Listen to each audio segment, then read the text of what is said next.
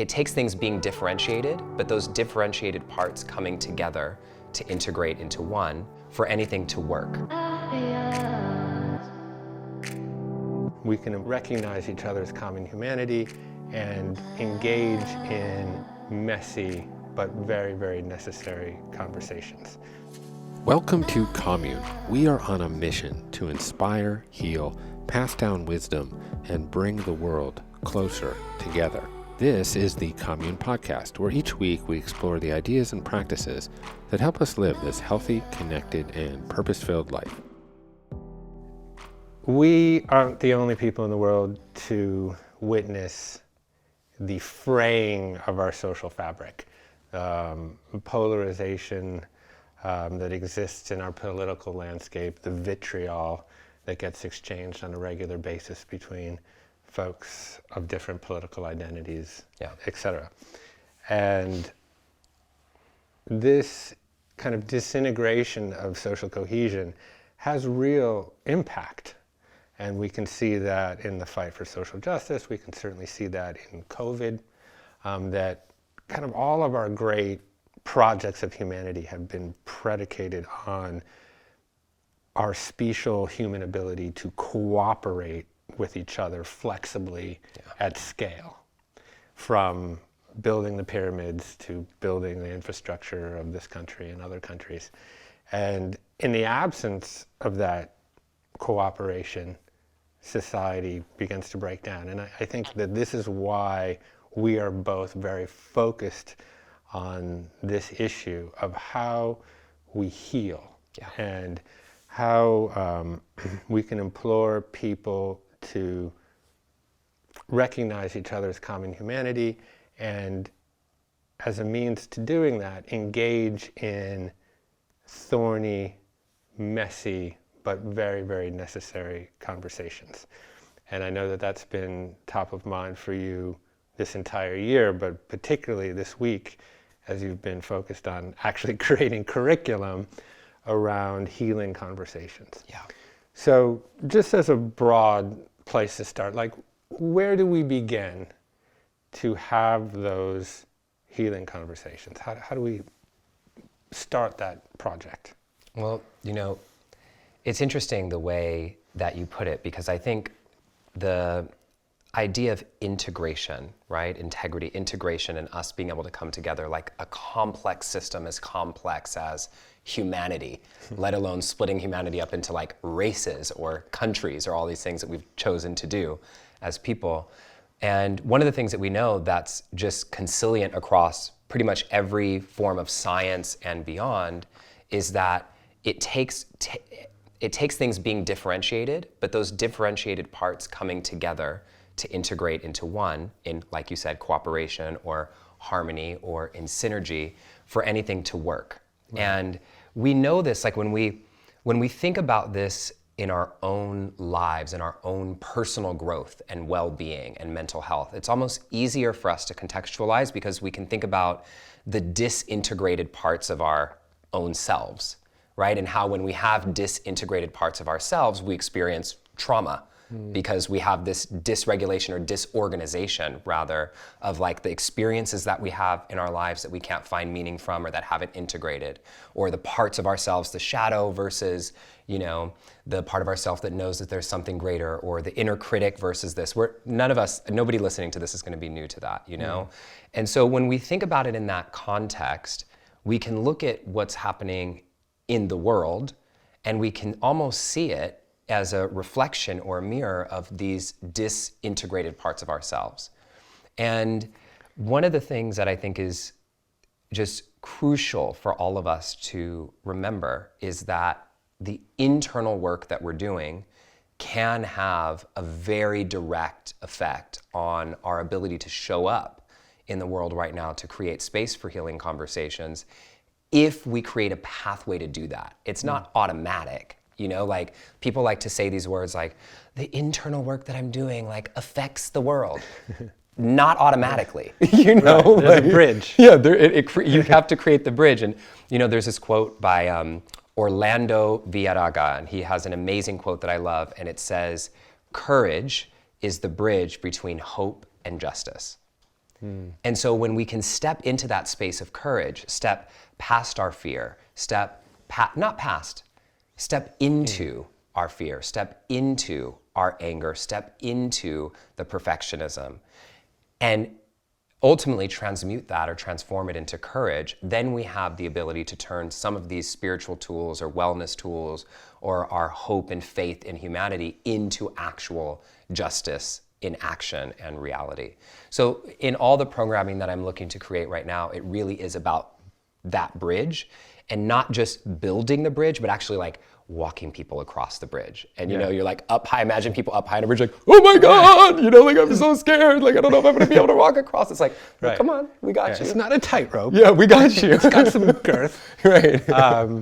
Yeah, it's funny that you use the word courage, and you know, Brené Brown has been extremely useful at creating the bridge between courage and vulnerability, to the point where they're almost synonymous to me. Yeah, totally. And I think that what you're talking about also requires a tremendous amount of vulnerability, and humility, the ability to admit that you're wrong, or ask why, or be open to other ideas, to be reflective on one's own biases. Yeah. So we'll ground this in a specific instance, because you wrote an article, and you're a fantastic writer, but you wrote an article recently about an experience that you had on an airplane right in the alpenglow of the election on November 3rd. Yeah. So tell us a little bit about that experience, and that can be a bit of a springboard. Yeah. So you know, it was actually a really a mind-altering experience for me, because you know, sitting next to this woman, you know, on an airplane who was a Trump supporter and had her MAGA, you know, like gear handy, and here's my black self, you know, like sitting next to her. I'm like, oh God, universe, for real, you know, really? And especially like leading right up to the election and the whole thing, I was like, wow, okay. And so I always ask the question of myself, like, what is this happening for? You know, and if anyone's gonna be seated next to this woman with all the work that I'm doing in the world, it should be me, you know? Sure. And I'm still scared. Like, I'm still sitting next to her afraid, like felt my heart racing. And it gives me so much compassion for anyone who wants to get into having a conversation across a divide, because if I'm scared and I teach this shit, like, of course, like anyone is afraid, you know? Yeah. Just feeling like BLM is sitting next to me. Right, and meanwhile, she's over there like texting her husband, who knows, I'm just making that up. Yeah. But, you know, we had this conversation, and it was really fascinating to witness as we were both talking, like the things that I felt about Trump supporters, literally, like word for word, were the same things that she felt about Black Lives Matter. Yeah, it was like political Mad Libs. Yeah, literally political Mad Libs. Like, just replace the word, you know, with the noun of your choice. And basically, we kept going on about these different topics and had this kind of reckoning to realize that both of us wanted the same thing. And both of us were unhappy in the system that we were being put in these categories that we were being put in, of, you know, like Democratic or Republican. And I think something that a lot of us can relate to, you know, I will say, like, voting for Biden, like, I wasn't ultra excited about voting for him. I still am very critical of him. I'm super grateful that he got elected. I voted. I did all my part to push for the vote. And she said, I don't really like Trump. I really think he's a piece of shit, but I feel like I have to vote for him because of X, Y, Z.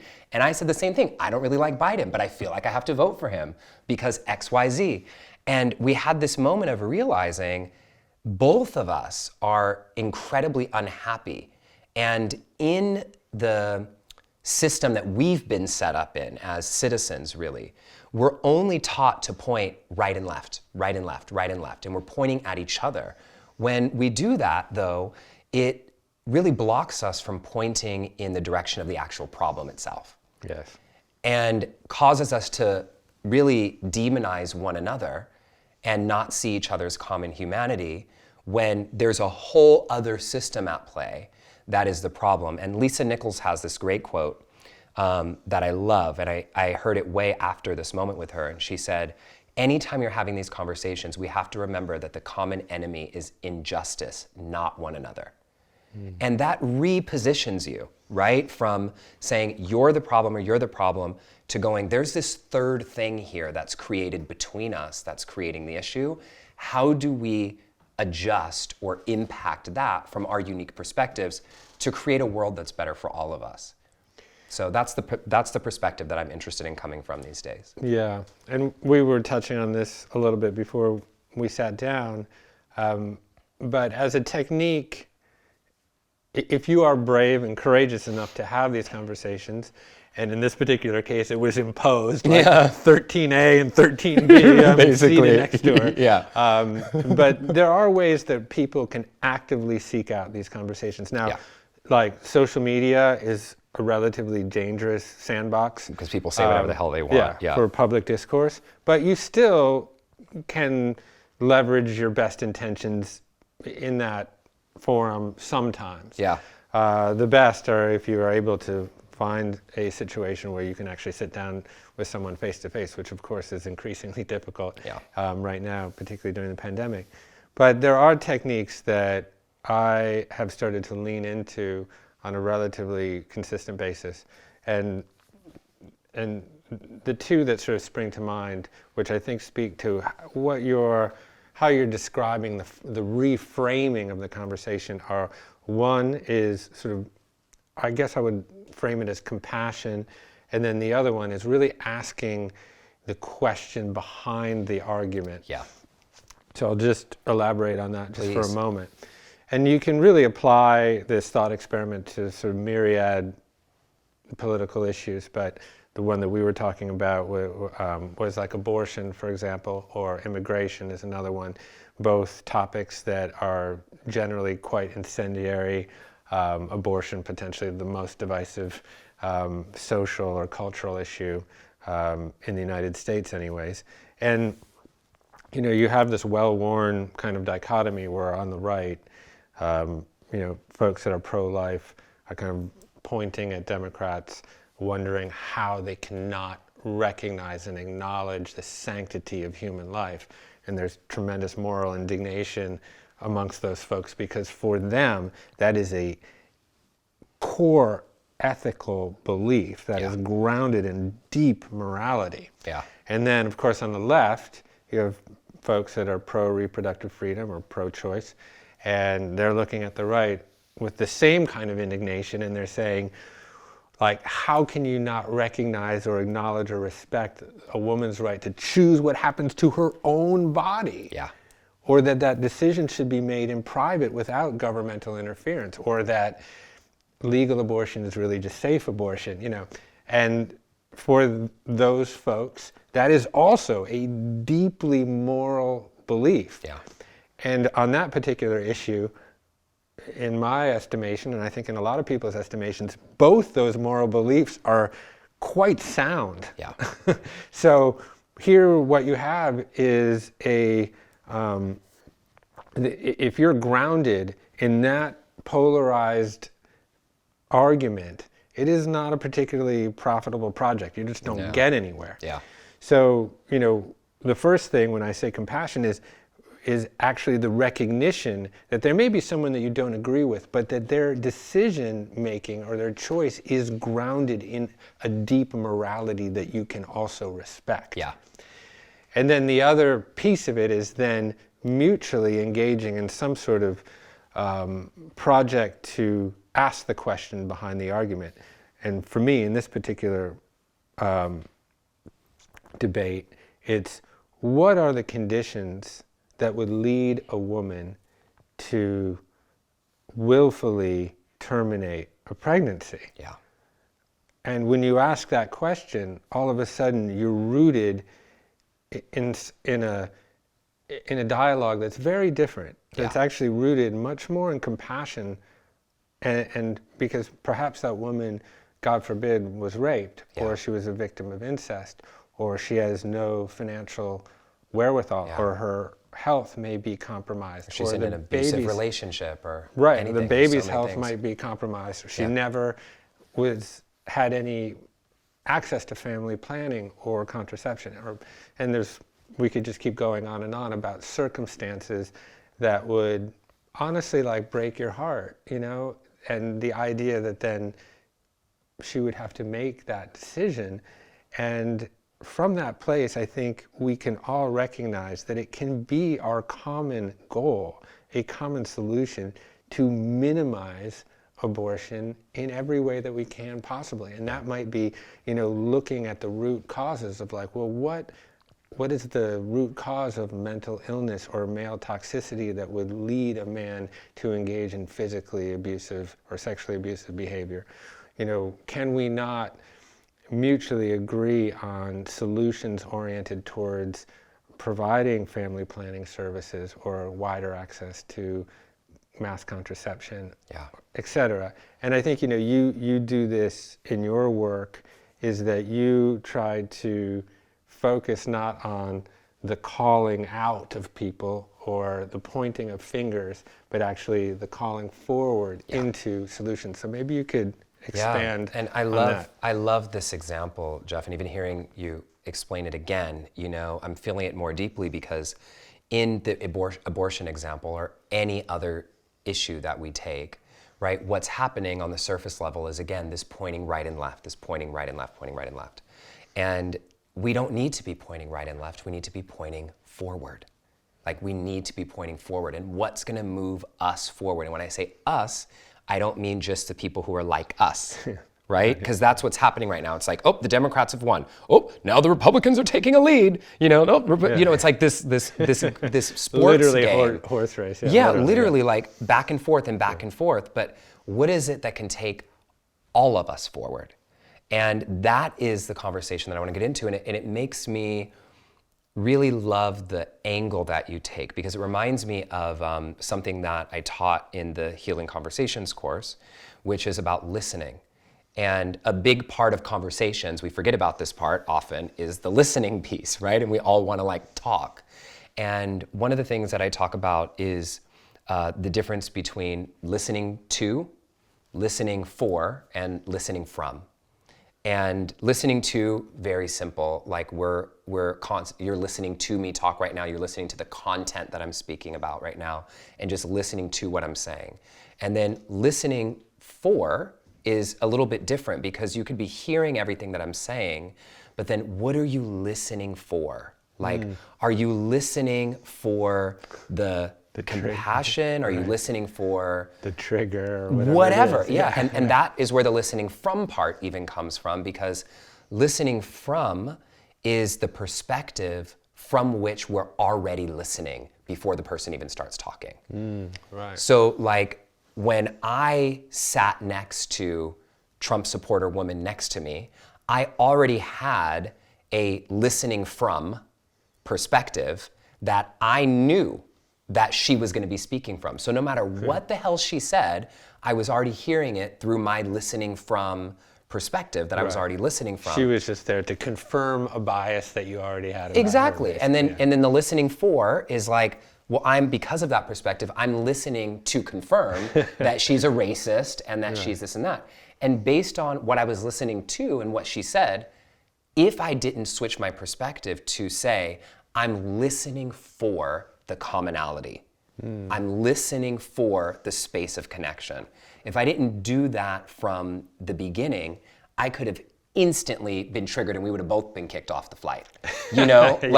And so, because when she says like, well, I think Black Lives Matter is one of the most racist things, like messing up our country. Like, if I was listening for proving her to be the enemy, then that's what I would have done instantly in that moment and had to shut it down and change seats. So, I think we have a lot of work that we can do, and that our community, the community who's listening to this podcast and watching everything that we're doing in the programs and the courses, like our community is the best community to do this work, because we have already done so much work, hopefully, many of us, on ourselves, to learn how to hold the space inside of ourselves for this kind of deep work to be happening anyway. It's just now it has to happen with someone else as well. Yeah. There's another technique that I've tried to employ more recently. I hate to frame it as technique because it feels like very cold and officious, but it's just something that I've tried to hone in myself as it pertains to listening.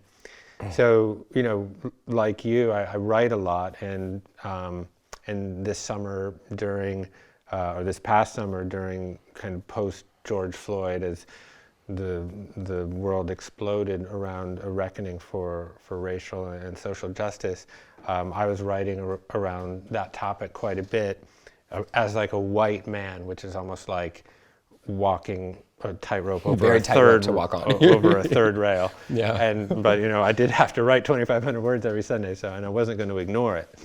And I wrote about Independence Day, and I called it Interdependence Day because I remember that. And I got a very, very critical email from an African American woman who really derided me for even using the words Independence Day. And she was like, this was never Independence Day for me. I was never granted those rights, you know, in the Declaration of Independence, you know, which is what we commemorate July 4th for, and really called me out. And this was just on email. And my first impulse was to be a little bit defensive. Of course. And then it was just like, come on, like you said, I'm supposed to have done this work, right? So I'm like, okay, just breathe and just and write back with compassion and understanding, even if you're not 100% there yet. Yeah. Because for me, I was like, well, this is just the vocabulary I have to use. And we had an exchange, and I was like, listen, here's my phone number, just give me a call. Wow. And I was like, and in a way, I wasn't sure if she was going to, and I'm not sure that was completely fair because I just put her on the spot, but she did. Wow. And I picked up the phone, and I just listened for an hour. Wow. And what emerged was actually had nothing to do with the article. Of course. She was just beautifully articulated essentially her whole life story. And as she was talking about her life, I was listening intently, and I realized we had a lot in common. Like, both of our families were from Chicago. We had both driven across country a number of times. And I just started, as she was talking, I started sort of like tabulating all of these things that we had in common. And finally, sort of she got to the end and she needed a breath. And I was like, that's so incredible because, you know, my parents were from Chicago too. And I drove across country, and my truck actually broke down in Texas just the way you were, you know, we found these things that seemed banal or maybe superfluous, but they formed a means for connection. Yeah. And you were listening for that. That's what I'm saying. So I was, and I wasn't as aware of this kind of technique, but really, and then from there we just had this kind of like beautiful, effusive, vibrant exchange, and then of course there was quite a few tears. And then she's just become my super buddy, and we like text all the time. And she's like, "Yo, check out this video." You know, we're back and forth on text all the time now. Yeah. Which is very sweet. But I realized that we do have so much in common. Yeah. Once we kind of we step outside of the invective. Yeah. And you know, again, it takes a certain amount of time and courage to do that. But I think it all comes down, as I know you do too, to a lot of these conversations that feel small because they're one-on-one, but they're so important. Yeah. And it's easy to kind of get overwhelmed by the enormity of the problem. Yeah. But just, there is a power that we all have to impact the world around us. And, you know, the human condition is just aggregate of a billion little actions and decisions, so we can be part of those. No, I mean, and the conversation that you're having and all the conversations that I think so many of us want to have, right? There's so many of us who want to have conversations with our family members and our friends and our coworkers, and sometimes on a larger scale, we want to have conversations with our government or with, police or on so many different levels. And there's a lot of fear, and I understand why. Because there's a fear of getting it wrong, there's a fear of it turning back on you, there's a fear of ruining your relationships, there's a fear in all of that, and that's exactly why I created the Healing Conversations course. It's literally the reason why, because I wanted to give people a template and roadmaps to know how to have the conversation, to feel like you could have some support. Yeah, I'd love to, get your viewpoint on quote unquote cancel culture, because a lot of people have a lot of different things to say about it. Some people are like, well, we're just holding people accountable for their actions. Other people are like, wait a minute, this is supposed to be a marketplace of ideas, so that the best ones can rise to the top. But a lot of people are hesitant and reticent to express themselves because that might not age well on Twitter or whatever it is. So I'm curious kind of where... Okay, so I want to speak about it this way first, because it'll give people a better context of why I come from the perspective that I come from. So you had mentioned a moment ago calling out and calling forward. And I think that's a really important topic to cover in this context, because we've heard of these words like calling out, which means naming something that somebody did wrong publicly. And then you have calling in, which means naming something that somebody did wrong privately. So, pulling them one-on-one and not doing it publicly. And what I truly believe is that neither of those two methods work at all if you're doing it with shame and blame. And so number one, if you're doing it with shame and blame, and number two, if you're not calling people forward. We have to be calling people forward. And what I mean by forward is, what are we moving into? And I think in the graduation and the evolution of what we're experiencing in what I think now is really like the adolescence or elementary of like social justice and speaking up, is our first stage, like our elementary school stage, is what I've been calling like naming. And we hear this all the time, like, I just have to name, I just have to name that this is how I feel. And I think that's great, like great first step, like let's name how we feel. And I think that's, again, as with our internal work that we do on ourselves, that's kind of the first step, like the awareness of what you're feeling. And so naming what we feel has been an important first step. The second step to me now that we're graduating to is going from naming to inviting.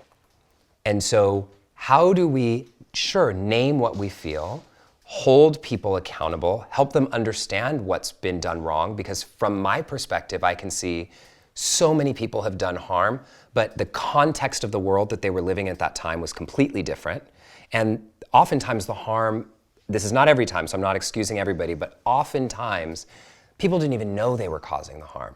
I really had no clue, And I'm not saying that they should always be just excused for that and not held accountable, or that I'm condoning it. But what I'm saying is, in all of our naming, we have to be able to hold the space to invite the person forward into something greater. So how can we say what's wrong, but also hold space for the vision and possibility of growth and change?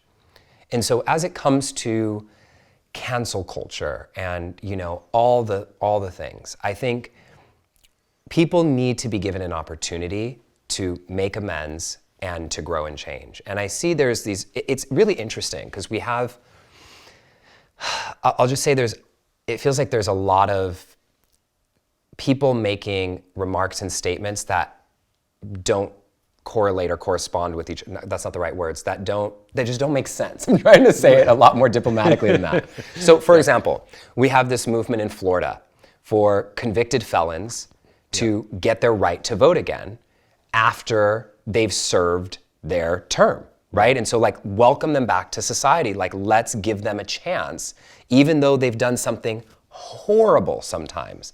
Like, let's give them a chance to participate in democracy because they've served their time. They've done it, you know? And then on the same hand, we have some of the same people saying, well, this person said this one thing, cancel them forever, you know? And so, okay, like, how do these two things live in the same brain?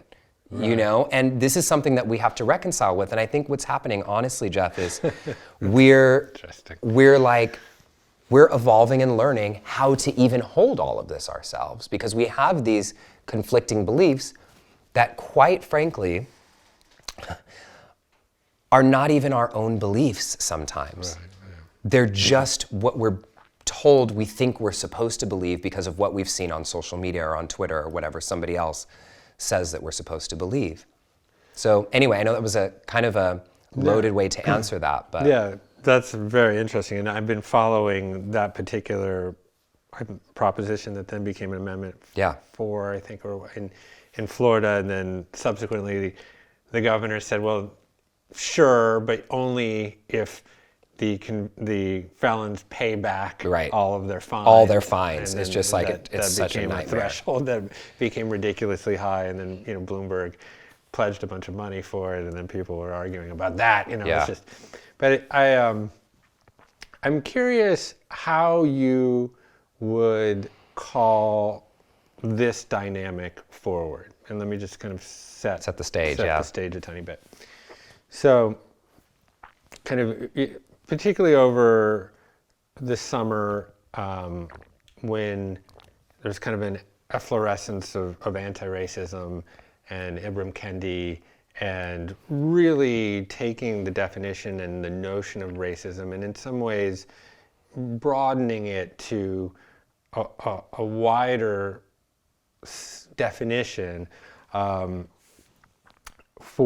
applying it really to any, that being racist wasn't a noun, it was like an adjective, and that on any, I think what he talks about it's a sticker that you can peel on and peel off, and on some days, you might be, in alignment with anti-racism, and other days you might not be perfect, but that if you are not engaged in an effort to disband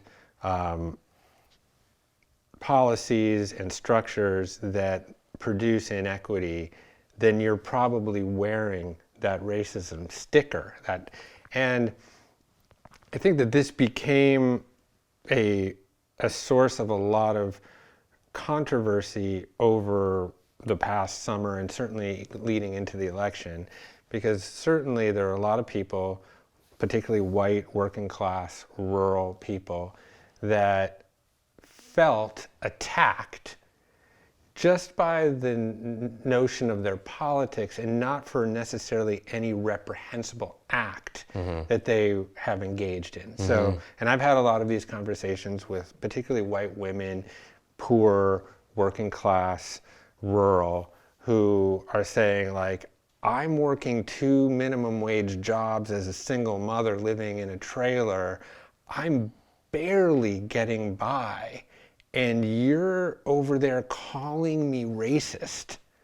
Like, that is the worst thing you could call me, and I'm trying to get my head around how you call that dynamic forward, where on one hand, it is extremely important to re-educate people around real history, and to get people to stand firmly and honestly in their privilege, and to acknowledge inequity and racism where it exists.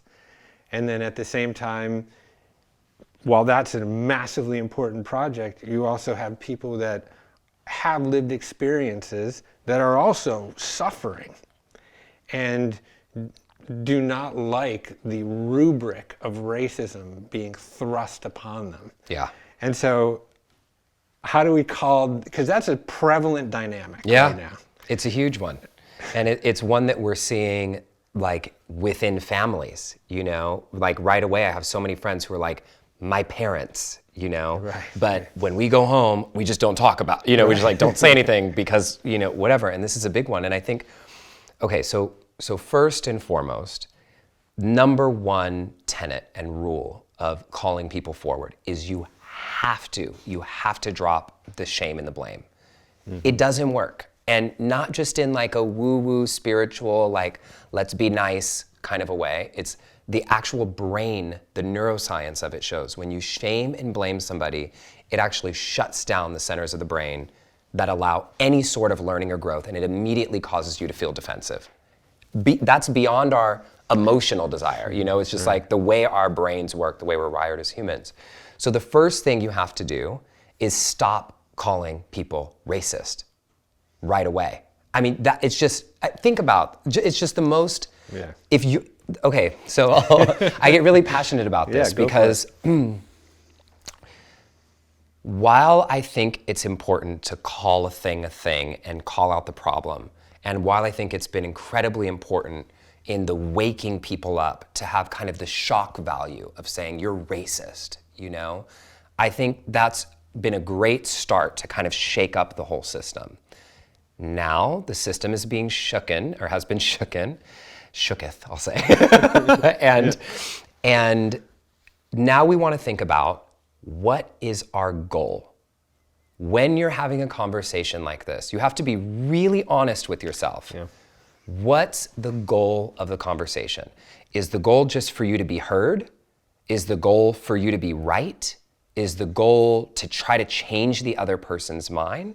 Or is the goal to try to find a space of connection and commonality, right? Because if we can find that space of connection and commonality, now we can walk forward together. Now we can start to see things from one another's perspective. Now we can actually have a conversation where you kind of drop your guard and go, oh, I never thought of it that way. You know, but without that space of compassion and connection, that dynamic can never occur. It just won't occur.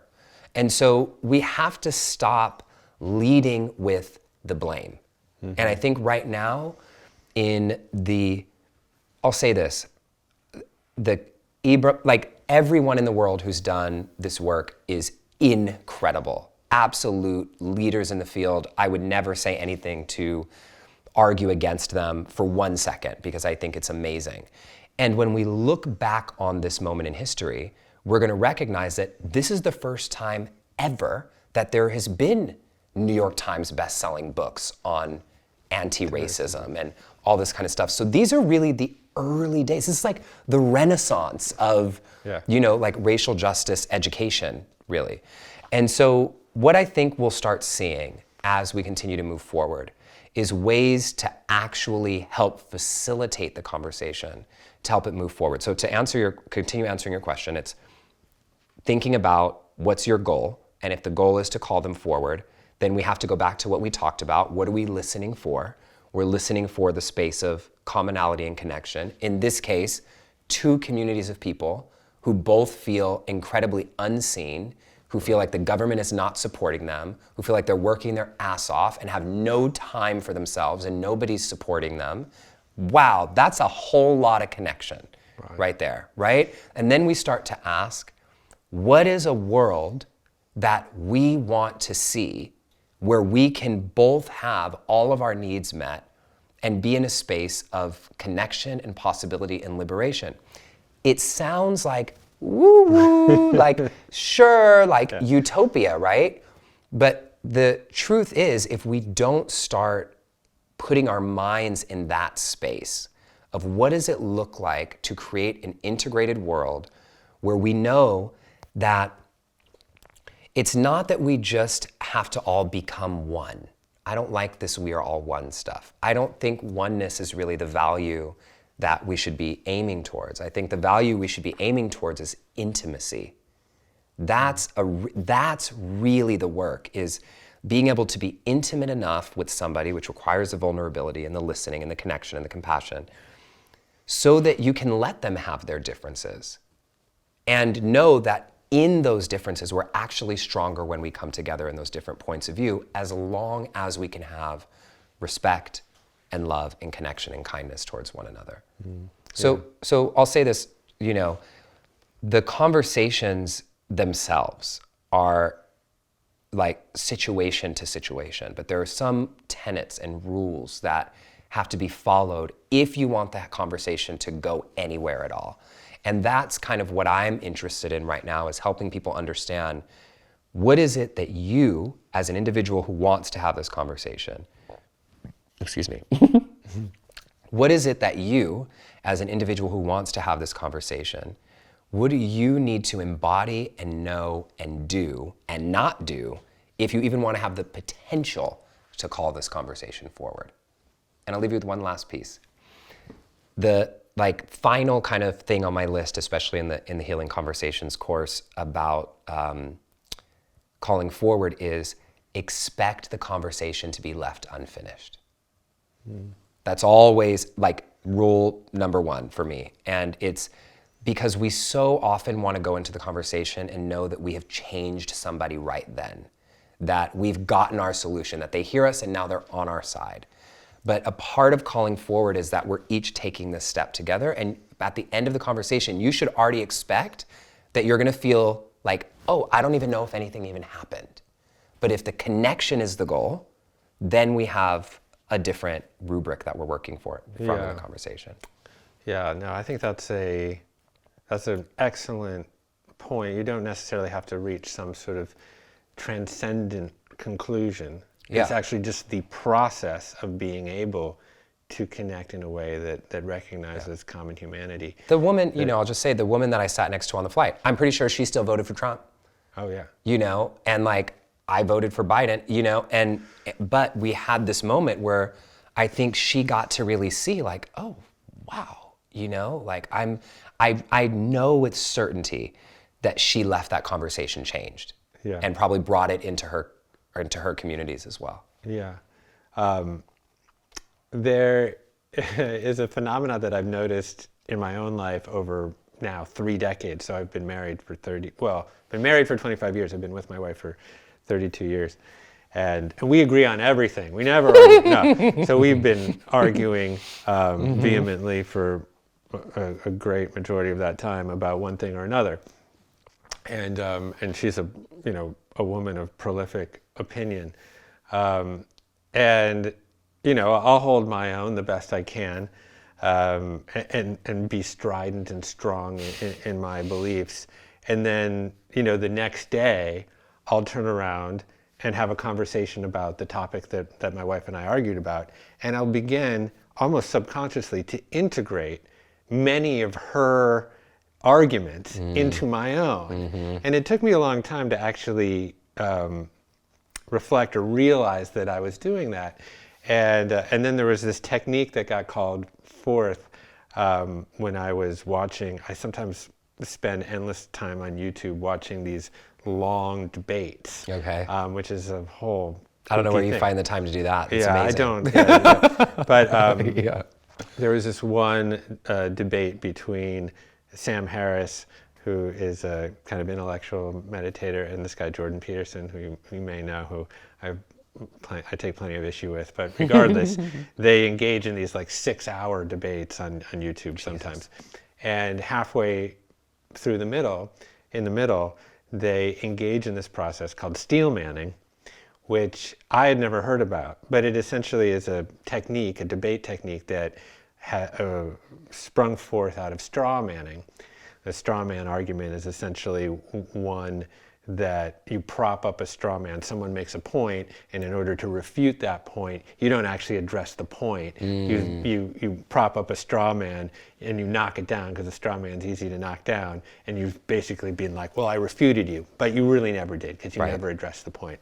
So steel manning is sort of the opposite of that, where if we were to have an argument or a debate about something, then we would stop, and I would have to recite your position, the best part of your position, as well as you recited it to me. So I have to embody the best part of your opinions and then actually articulate them. Wow.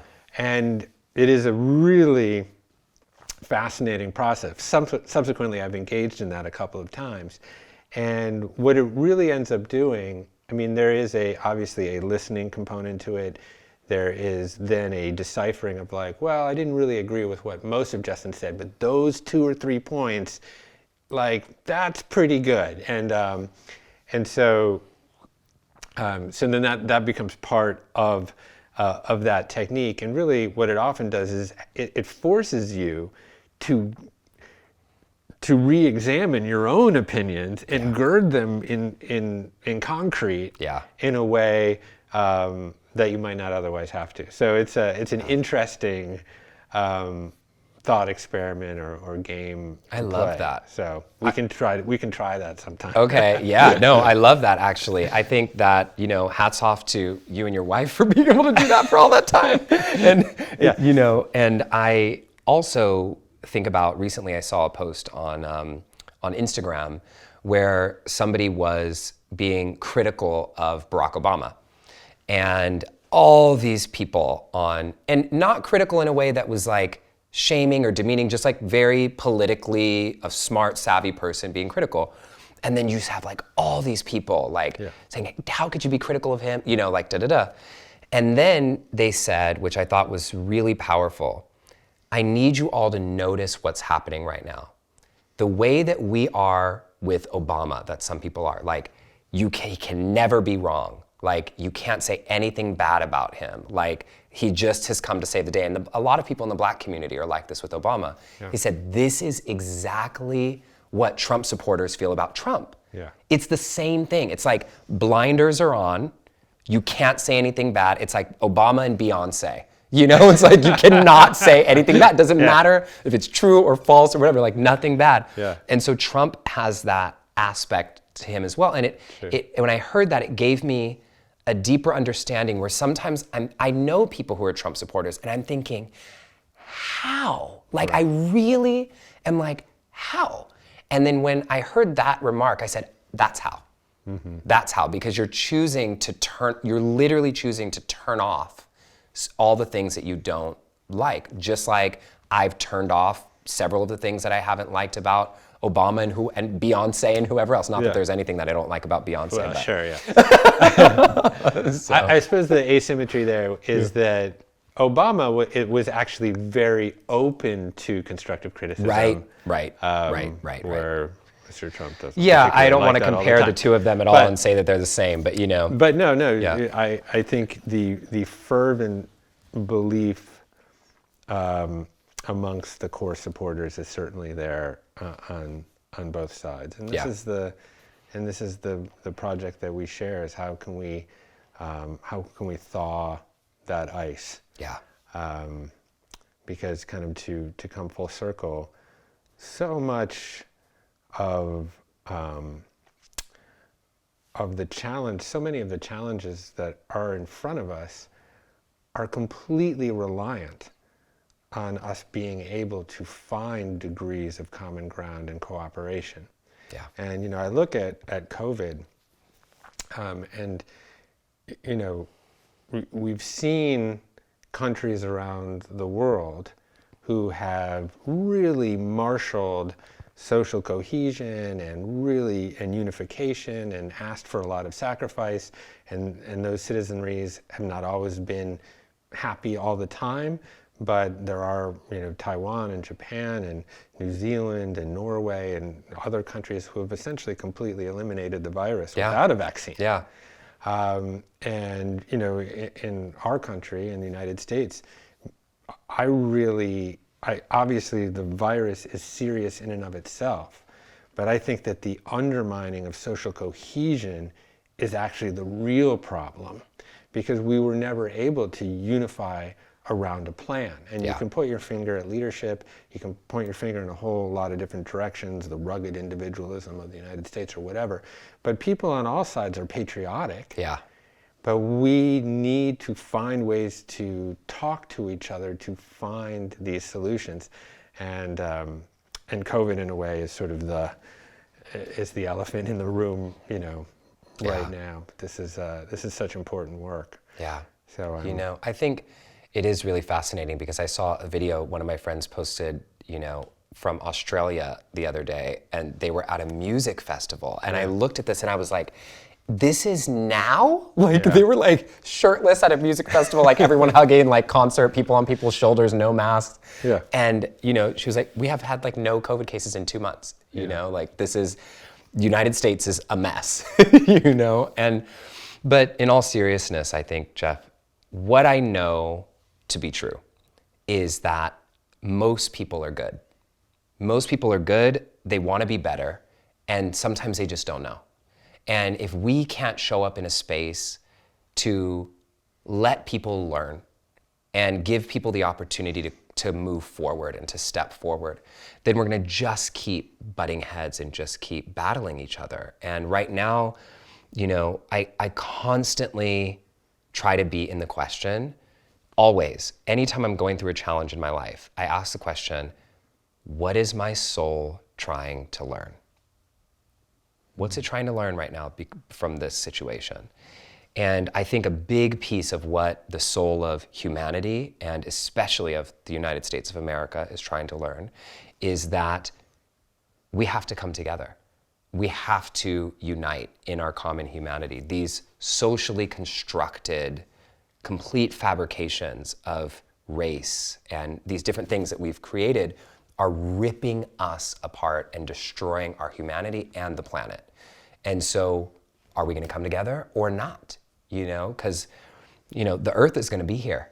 Yeah. Whether we are or not is a whole different story. Yeah, you know? that is the reframing of the existential question. Yeah. It's not save the planet, it's save The humans on the planet. Yeah, the earth is gonna be like, okay, y'all, gone, you know?